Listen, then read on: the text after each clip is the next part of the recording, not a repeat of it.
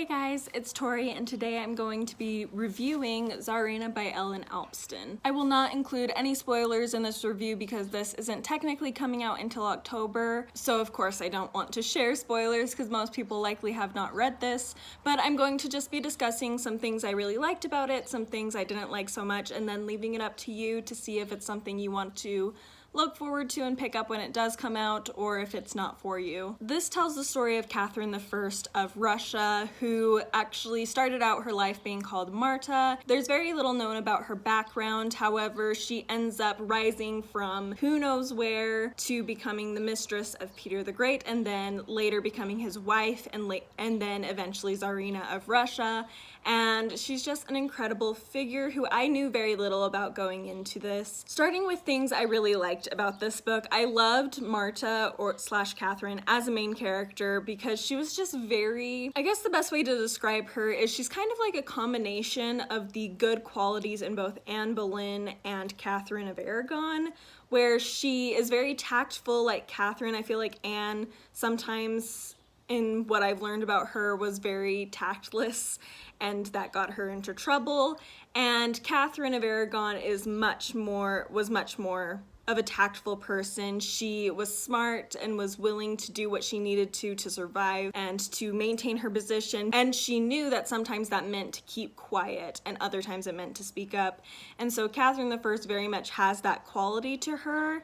But she also has a very similar story to Anne Boleyn. Despite the fact that she is illiterate, she's very intelligent and wise and very aware of her surroundings. She's not one to be kept in the dark. She knows what's going on politics-wise. She knows what effect it will have not only on the kingdom but also on her personally. And she's willing to do what she needs to for her own sake, but she's also willing to go out of her way to save other people in ways that could potentially mean she gets in trouble, but she does it in such a tactful way. Again, she's so intelligent that she's able to maintain her own survival while also protecting others around her, and it's just fascinating how innovative and intelligent she is presented in this book, and I just loved her character so much. I also found Peter the Great interesting. I definitely would say he kind of disgusted me in a lot of ways, just a lot of, I don't know, he was just very brutal, as many Russian rulers have been, and also very sexually driven, and I'm not necessarily into that, but I'll get more into that part in a second. But one thing I found fascinating about him was the look into how his past really influenced him psychologically. He, as a child, suffered a lot of trauma where he watched his mother tortured and killed right in front of him and was taken prisoner. And so he experienced some awful things, and we're able to see how that influenced him as an adult psychologically. He just had such a horrible life. So part of you feels bad for him because of what he's been through, but also he does horrible things himself. So it's an interesting dynamic to watch him. I found that this book clearly was fairly well researched, which I always appreciate reading. And I really found it to be a great introduction to Catherine I, who I definitely want to look into more in the future. However, things I did not like so much. So first of all, I mentioned briefly just a second ago the sexual stuff with Peter, and there was a lot of graphic sexual stuff in this that I was very uncomfortable with. I'm not one that I like that, so it's definitely personal taste, but at the same time, with things like that in historical fiction, sometimes I'm like, historical fiction like this isn't like romance historical fiction, so I don't really know why an author would think that their readers would want to read that stuff when they're not necessarily going into this for a romance, if that makes sense. But, you know, some people may still appreciate it, whatever. But I just felt like obviously she becomes his mistress, so I expected there to be some, but I feel like it crossed the line for me. Like, it was just too much, and this book could have been even shorter, just cutting out a few of those scenes, and it wouldn't have changed anything. It just would have deleted some sex scenes. So that was a huge problem for me. The other thing that really bothered me about this is, as I mentioned, Catherine, there's very little known about her childhood growing up, and so of course, this author was able to take creative liberties with that, and I expected that, and that was fine. But she filled those holes in with the most cliche, overdone, and not very well utilized plot tactic ever, where she's raped multiple times.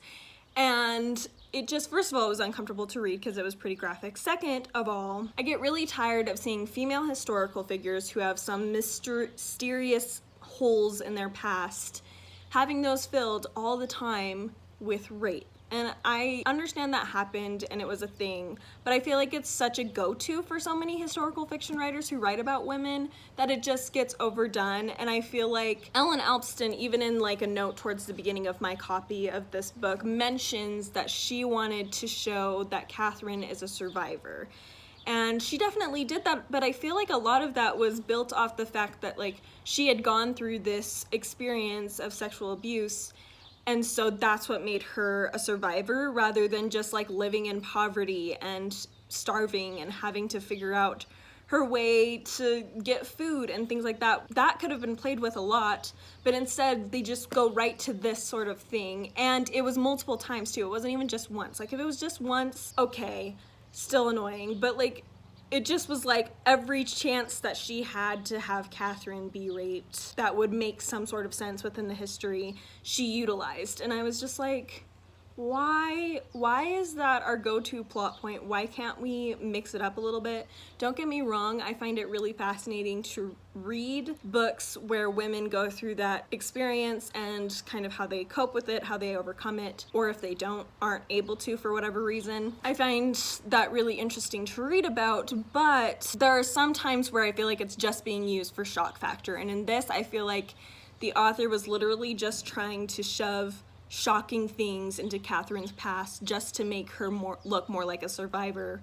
And I didn't feel like that was necessary. I felt like it's just overused, and I feel like it could have been done differently in this. Anyway, overall, I really enjoyed this. I gave it 4 out of 5 stars. I don't know if I mentioned that, but I did really enjoy this. I want to learn more about Catherine, especially after she becomes Tsarina, after Peter dies, because that part's not really discussed as much in this. That's not really a spoiler if you're like concerned. I mean, obviously it's historical fiction, so you could know that already, but also in the first chapter, it's after Peter dies and what they're gonna do, and then it goes back and discusses how she reaches this point. And I'd like to learn a little bit more about what she did as Tsarina, learn a little bit more maybe that wasn't addressed in this book about her experience with Peter and things like that, and her children would be interesting. So it was definitely a really good introduction to her, and I recommend it if you're interested in picking it up, while also mentioning, you know, the graphic sexual violence and just sex scenes in general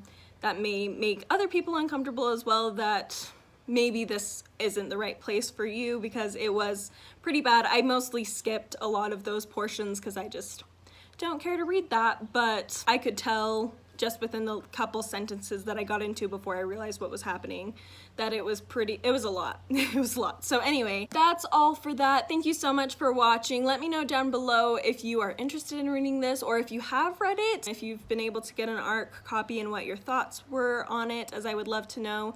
And I will talk to you next time. Bye!